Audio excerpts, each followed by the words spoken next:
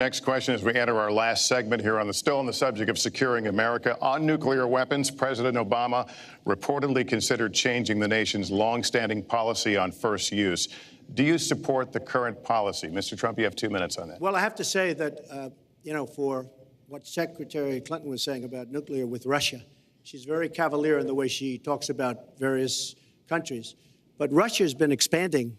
They have a much newer capability than we do. We have not been updating from the new standpoint. I looked the other night, I was seeing B-52s. They're old enough that your father, your grandfather could be flying them.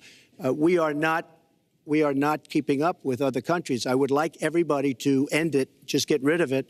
But I would certainly not do first strike. I think that once the nuclear alternative happens, it's over. At the same time, we have to be prepared. I can't take anything off the table because you look at some of these countries. You look at North Korea.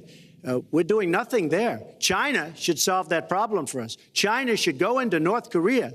China is totally powerful as it relates to North Korea. And by the way, another one powerful is the worst deal I think I've ever seen negotiated that you started is the Iran deal. Iran is one of their biggest trading partners. Iran has power over North Korea.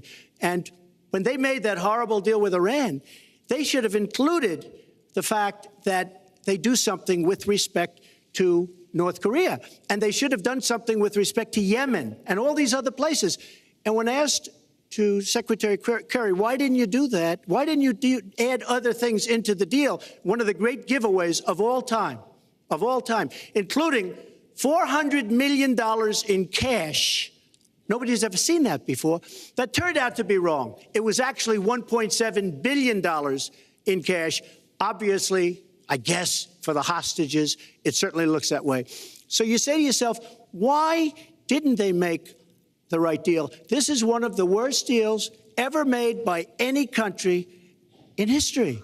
The deal with Iran will lead to nuclear problems. All they have to do is sit back 10 years, and they don't have to do much, and they're going to end up getting nuclear. I met with Bibi Netanyahu the other day. Believe me, he is not a happy camper.